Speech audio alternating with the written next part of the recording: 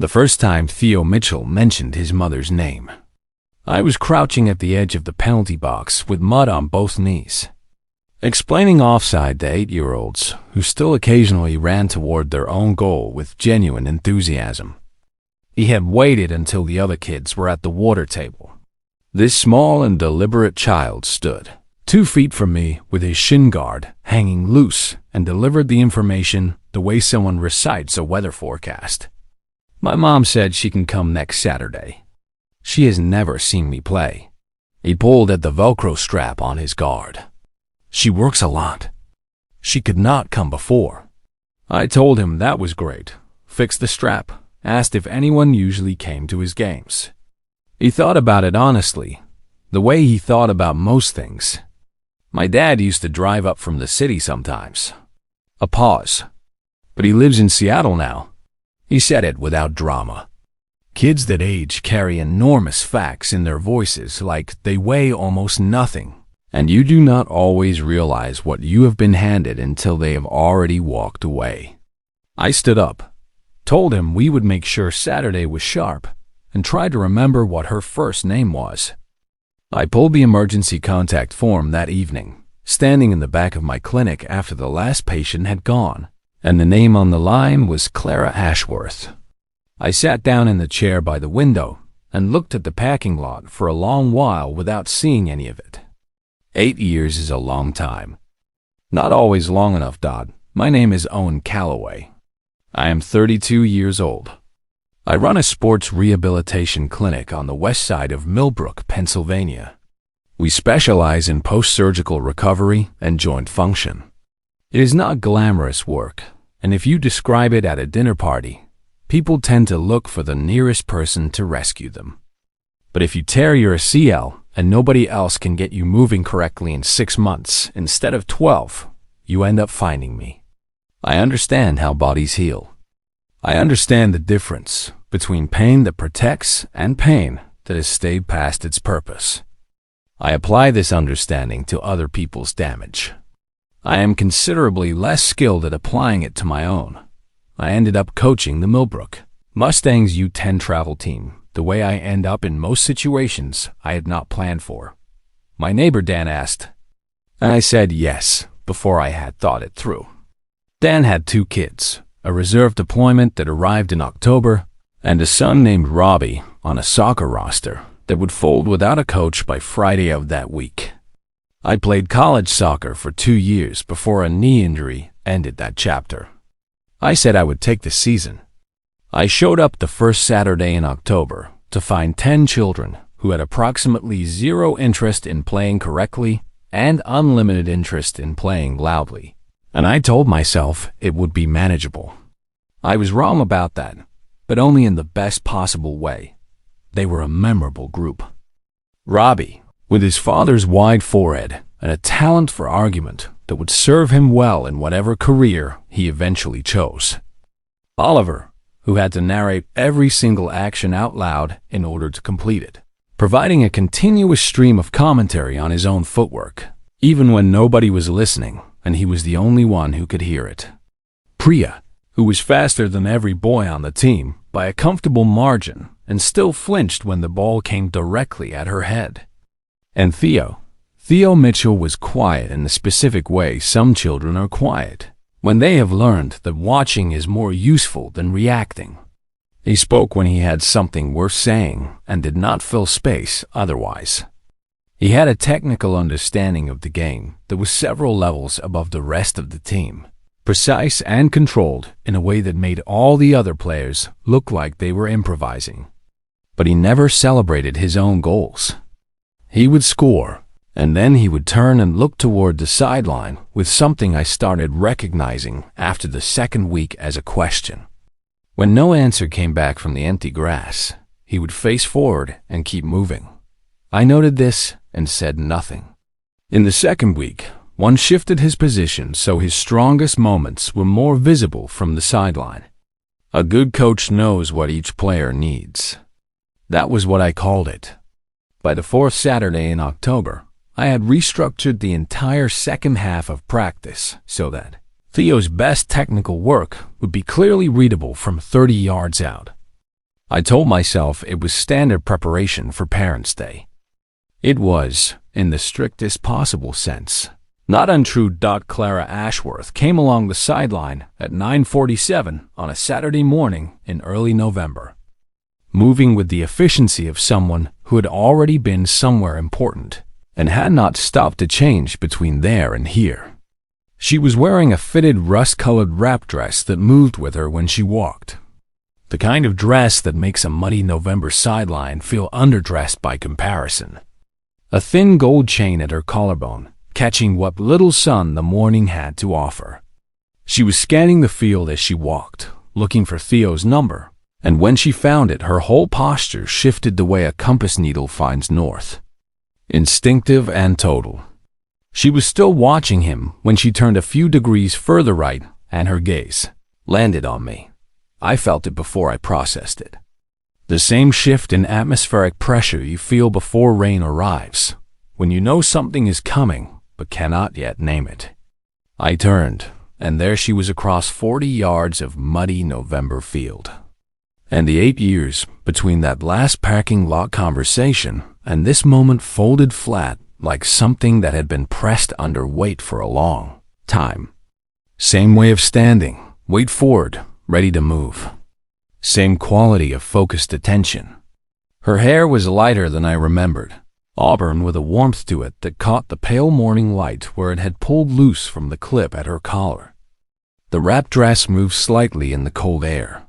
She looked like someone who had been building something for a long time and carried the posture that kind of sustained effort leaves in a person. She looked at me for exactly 3 seconds. No expression I could fully read. Then she turned back to the field and found Theo, and I turned back to the drill. And we both pretended the last 30 seconds had not carried the weight that they clearly did. At halftime, I crossed the field. Theo was already beside her, their shoulders almost touching, talking fast about something involving Priya and a missed clearance. Clara had one hand at the back of his neck and was listening with her whole face. The kind of listening that makes a child feel like what they're saying genuinely matters. He finished his account. She said something quiet. He laughed. Then he saw me coming, and the private thing between them arranged itself into something slightly more public. She looked up. Whatever she had felt when she first saw me had organized itself into something more neutral, though the effort required was legible if you paid attention closely enough. Owen Calloway, she said, and she made my name sound like a question that had been standing in a hallway for a very long time waiting for someone to finally walk past it. Clara. That was all I had in that moment. Theo glanced between us. You two know each other? She answered before I could. Same college. A long time ago. Easy. Calibrated.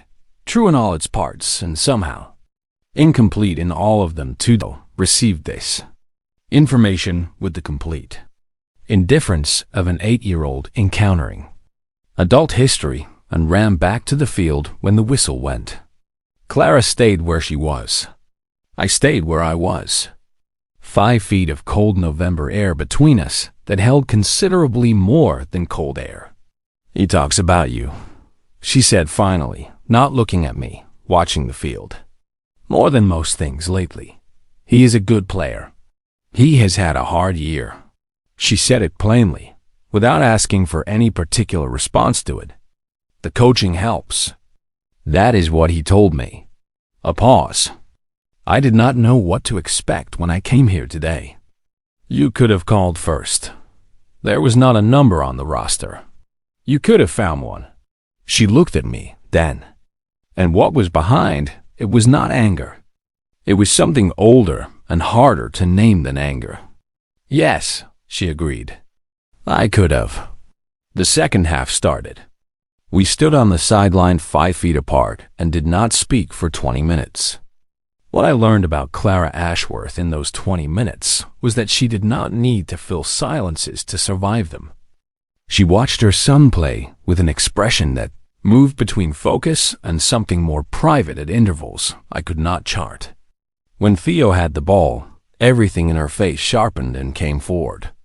When he did not, her gaze went slightly inward, towards something she had been carrying long before this morning. After the game, she stayed to help fold the orange cones, because she was the kind of person who helped without being asked and without drawing attention to it. The other parents filtered out in their usual clusters.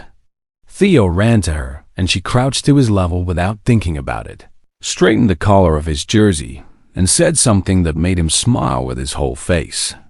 It was the first time I had seen him smile that way on this field. The question he usually sent to the empty sideline finally answered from somewhere close.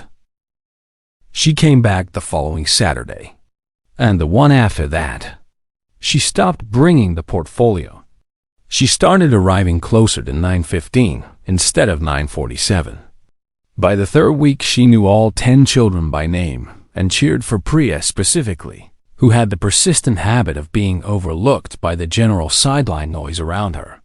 She started staying after to help break down the drill equipment and ask questions that were better than most coaching questions I had ever received from a parent.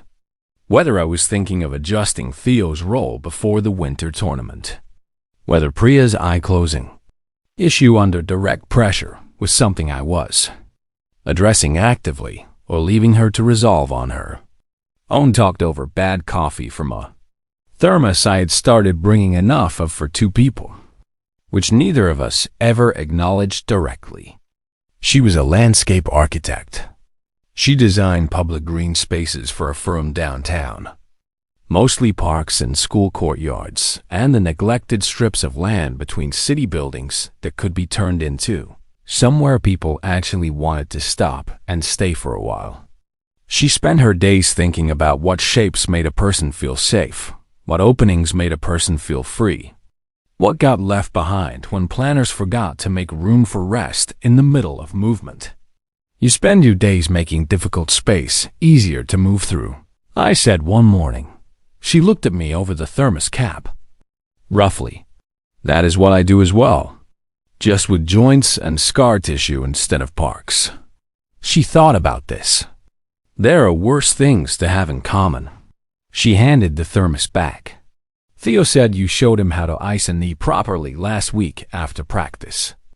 He was very serious about explaining the angle. He asked. Most kids his age do not want to know the clinical part. Theo wants to know the clinical part of everything. She washed him out on the field, still running drills with Oliver, even though practice had officially ended. His father is an engineer. He thinks in systems. Theo got that from somewhere. She paused. He also got the stubbornness. I'm not sure which side of the family to credit for that one.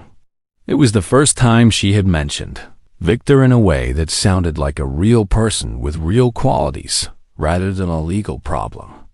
I noticed this and said nothing about it. Those conversations were never long.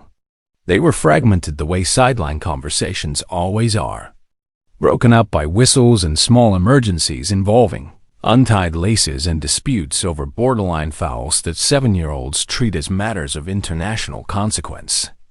But something was building between us, in the space between one sentence and the next, the way a fracture heals without anyone watching the process happen. I felt it the way I had felt the moment she first arrived on the field, before I could name it, before I had decided anything about it at all. The fourth Saturday, she arrived 20 minutes late, and the tension in her jaw was something I had not seen before, a specific kind of tightness. I recognized it from patients who are managing something too large to put down and too heavy to keep carrying the way they have been. She stood at the sideline and watched Theo without speaking for several minutes after she arrived. I waited. Victor filed for full custody.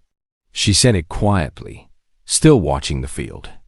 Victor was her ex-husband. He had taken a permanent position in Seattle with a woman he was engaged to marry, and he wanted Theo with him. The hearing is in 6 weeks. On the field, Theo intercepted a pass and did something technically precise with it that left the opposing player with no useful response. Clara watched and did not cheer. His attorney is citing instability in Theo's current environment. She touched the zipper on her jacket, moved it a short distance, and stopped. That Theo does not have consistent male presence in his life here. That is the argument they are building the case around. Theo scored. He turned immediately and found her face in the crowd. She raised both fists and he grinned and faced forward and kept playing. I watched that exchange and understood something more clearly than I had understood much of anything in a long time. Not a woman who needed someone to come in and manage her situation. Not an old history I was still trying to navigate. A mother who had been building a complete world around her child while carrying something this heavy for weeks. Who still showed up every Saturday morning so her son could find her face when he looked up from the field. That required a very specific kind of strength. The kind that does not have a dramatic moment to point to. It is just the thing you do every week without asking to be seen doing it. I had been watching it for 5 weeks and had not yet properly named what I was looking at. The following Saturday, Clara arrived carrying 2 coffees from the place on Elm Street rather than from a thermos, and she handed me one without making it significant. I noticed this and said nothing about it. We had developed a talent for not naming the things that were building between us, which is both a useful and a dangerous skill to have. After practice, she told me that the motion language had come back aggressive, that Patricia had warned her to expect worse before the hearing. She said it the same way she said most difficult things, looking at the field, her voice even, as if the steadiness itself was a kind of armor she had learned to wear so well that she sometimes forgot it was there. I said what I actually thought, which was that the argument they were making was designed to make her feel that she had failed at something she had not failed at. She looked at me then, and I do not remember what she said in response. I only remember that something in her face shifted very slightly, the way a room shifts when a window you have stopped noticing finally opens. I started coming on Thursdays. Optional extra sessions, unofficial and free, at the community center gym. 5 kids the first Thursday, Theo among them. By the 3rd Thursday, all 10 were there.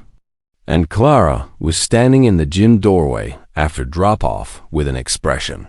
I filed away without fully analyzing.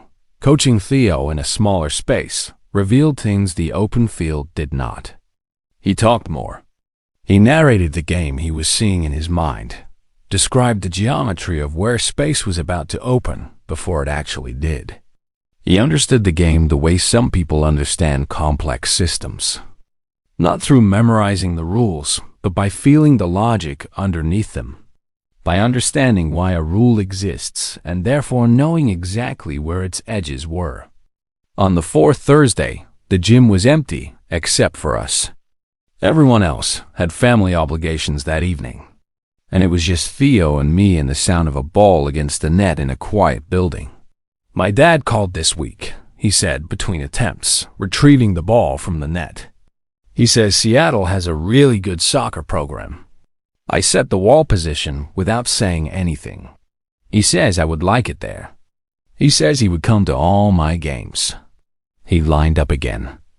He has not come to any games here in 3 months. He kicked the ball cleanly into the upper corner, exactly where he had intended it to go. He did not react to this because he had expected it. What do you think about going? I asked. He collected the ball, came back to the spot, stood over it. I think my mom is here, he said. He looked at me directly, steady. And you are here. And I am still learning things I have not finished learning yet. He took the kick and placed it into the opposite corner with the same calm precision. Then reset without comment. I did not say anything to that. Some things a child tells you deserve to be received without a response. Because any response would make the moment smaller than it is. Clara arrived at 6:20 and stood in the doorway long enough that neither of us had noticed her. She was watching Theo coach himself through a free kick sequence, narrating his footwork quietly under his breath, entirely unaware of being observed. And the expression on her face in that unguarded moment was something I would carry for a long time afterward. A love that did not require any audience at all. The private kind, the kind that comes from years of actually showing up when no one is measuring whether you did. Then she moved and Theo heard her footsteps, and the smile that came across his face when he turned made me look at the far wall for a moment. Because some things are not yours to watch directly. He ran to her and put both arms around her waist. Properly this time, and she held him with her chin resting at the top of his head and looked at me over his shoulder. And in her expression was something I had not let myself expect to find there. "You do not have to do this," she said quietly. "All of it. The Thursdays. The extra time. Everything. I know." A silence in the gym with a different character than the sideline ones. More weight to it. "He is something," I said finally. "You built that." She watched her son drift back toward the ball. He did most of it himself. He had some help. She did not specify from where, and I did not ask. The court date moved up 2 weeks later. Clara called from outside Patricia's office, her voice low in the way that costs something to maintain over a sustained period. Victor's lawyers had filed an emergency modification motion, and a judge had agreed to expedite. 2 weeks instead of 6. I was between patients. I sat on the treatment table and listened. "Patricia thinks character witnesses matter for this judge," she said. Patricia was her attorney, a composed woman who communicated entirely in statements of fact and seemed to have considered every possible outcome in advance. People with direct and recent knowledge of Theo's current environment. "I will testify." A silence on her end. "Owen, 2 months of Saturdays and 5 weeks of Thursdays. I know his development, his temperament, what his environment makes of him. That is exactly what the judge needs to hear from someone who is not you. You do not owe us this." "I know I do not." "Then why?" I thought about how to say it without making it longer than it needed to be. "Because 8 years ago I let you leave when I should have asked you to stay, and I have known it every year since. Because I watched your son stand on that field, looking for someone's face in the crowd for a month and finding nobody there. And it was one of the saddest things I have seen in a long time. And because if there is something I can actually do here that matters, I want to do it. Not to settle anything from before. Because it is right." She was quiet for longer than most silences I have sat in. "Okay," she said. "Thank you." 2 nights before the hearing, she called at 11. I was awake, going through my prepared statement with the same attention I give a complicated patient case. "He asked me tonight why his dad wants him to live in Seattle," she said, without any preamble. Her voice was very controlled, the kind of controlled that costs something to maintain over a long period. I told him his dad loved him very much. He said he knew that. Then he said, "But does Dad know me?" She stopped. I let the silence hold what it needed to hold. He is 8 years old. He's paying attention to everything around him, I said carefully. That is not always easy to carry at that age. But it means he already knows the difference between people who show up and people who mean well from somewhere far away. A breath. "He told me something about you earlier this week," she said. Her voice shifted slightly, became something quieter and different in tone. "He said you always see where the play is going before it gets there. Like you can see the space opening before anyone has moved into it yet." There was something close to a quiet laugh. He said that is the best kind of seeing there is. I held that for a moment. "Clara, do not," she said. "Do not say something that matters tonight. I am holding this together by a thread, and if you say the right thing, I am going to fall apart. And I cannot afford to do that." 2 nights before a hearing. I was not going to say anything important. A silence that understood itself completely. "Thank you for answering," she said. "Always." The call ended, and I sat with the phone in my hand. For a while after that, outside my apartment window, Millbrook was doing what it does at 11 on a Wednesday night, which is mostly nothing visible from where I was sitting. And I thought about an 8-year-old who had asked whether his father knew him. And I thought about what it means to know someone versus what it means to love them from a comfortable distance. And after a long time, I put the phone down and went back to my statement and read it through one more time. The morning of the hearing, I put on the only suit that still fit correctly and drove to the courthouse through fog that had not lifted by 9. Clara was there with Patricia, who looked exactly as composed and precise inside a courthouse as I had expected her to be. Clara had her hair down. I had not seen it that way since college, and it stopped me for a half-second in the lobby. Auburn waves past her jaw, less arranged than I would have expected for a courthouse day. More honest somehow, the real version rather than the carefully assembled one.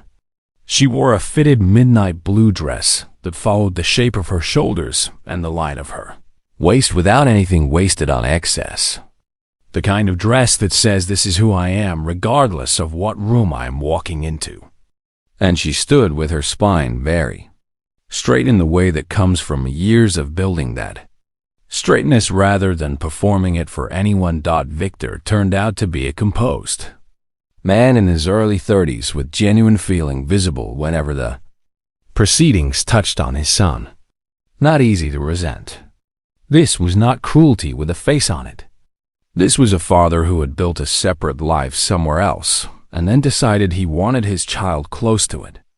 The difficulty was in the mechanism he had chosen and in what it was costing the boy caught in the middle. I testified for 11 minutes. Patricia walked me through the structure with precision. Dates, sessions, specific observations, Theo's development over 2 months. What his behavior and language told me about the environment producing him. The judge listened without showing much. Victor's attorney cross-examined briefly, and I answered everything without expanding beyond what was asked. When I walked out, I sat in the hallway, pressed both palms flat against my knees, and breathed steadily for a few minutes. Clara came out an hour later and sat down beside me without ceremony. Set her bag on the floor. Looked at her hands. Patricia thinks the judge asked their side some uncomfortable questions, she said. We will not know for 2 or 3 days. 2 or 3 days.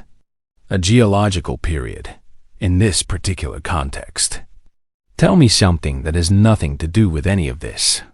I thought about it. Priya scored her first clean goal on Thursday. When it went in, she stood completely still for about 3 seconds and then made a sound. I am fairly certain they heard in the parking lot outside. Clara laughed. For real and quietly.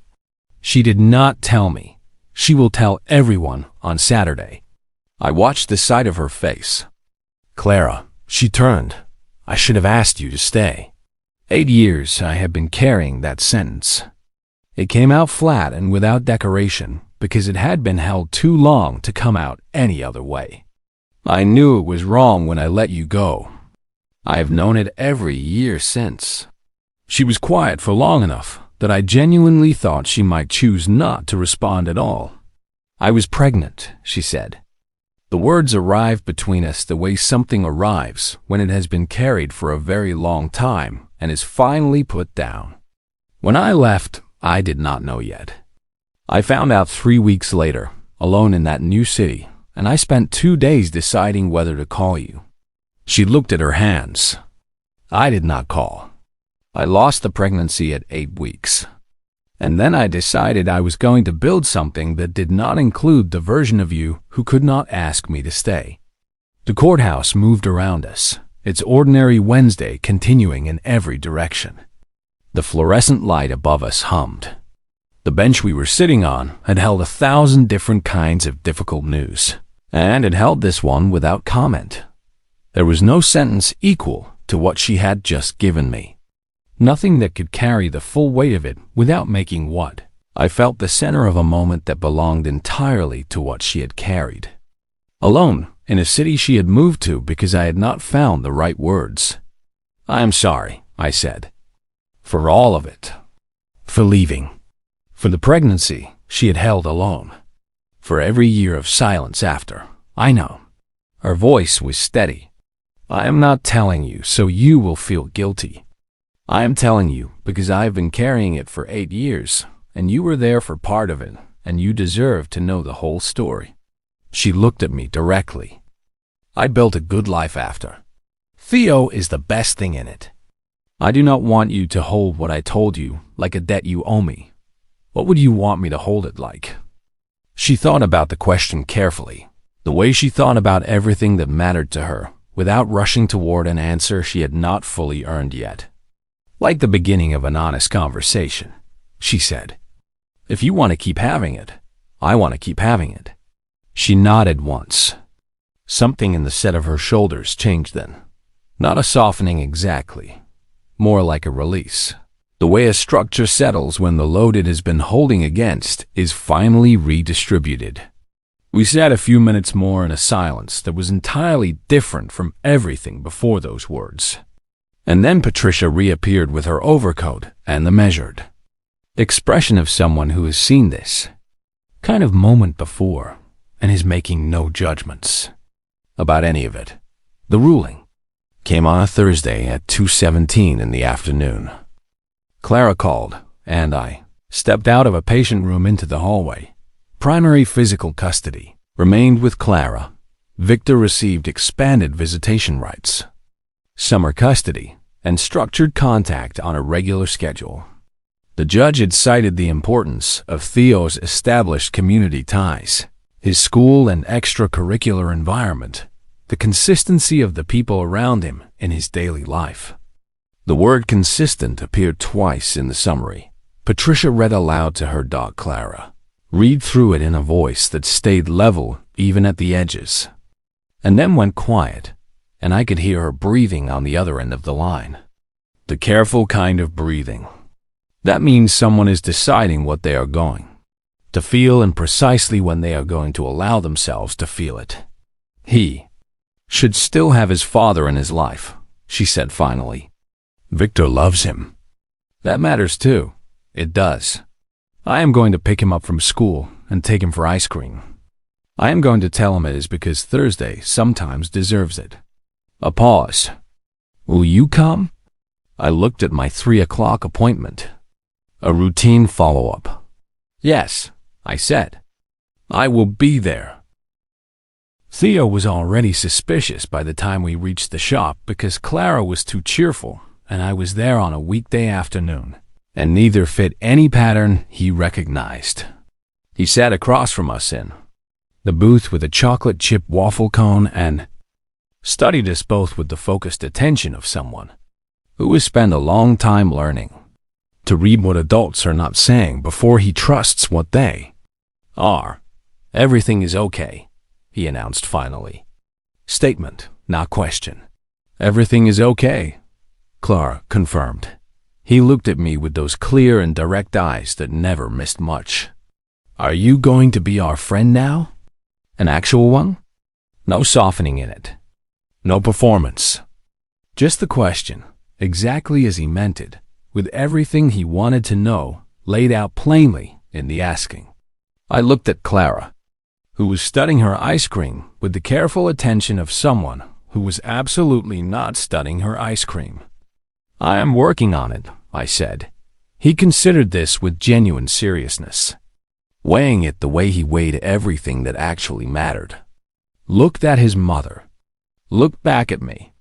Then he gave a single nod, the nod of someone who has decided that's good enough for now, and returned his full attention to the cone. Clara looked up. She was smiling in the way she reserved for things that genuinely mattered, the smaller version, the one she kept close to herself, and did not give out widely. Theo finished first and asked to look at the comics in the bookshop 2 doors down. Clara said yes. Stay where we can see you. And we watched him through the glass as he pressed his nose against the display window and found something that made him laugh without sound, to himself, with no one watching.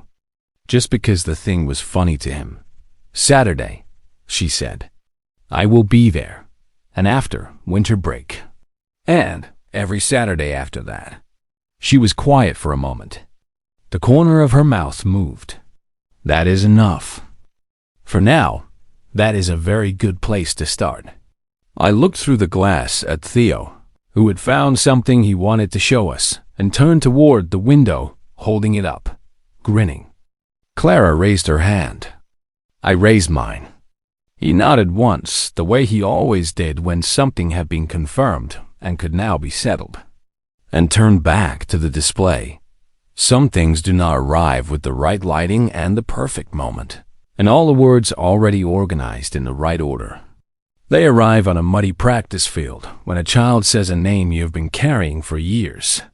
They arrive in a courthouse hallway where the only thing left is the truth you have not said yet. They arrive in an ordinary ice cream shop on a Thursday afternoon when a boy holds something up through a window and two people raise their hands to let him know they see him. And that is the whole of it, really. You just have to be there when it happens. And this time, finally, I was.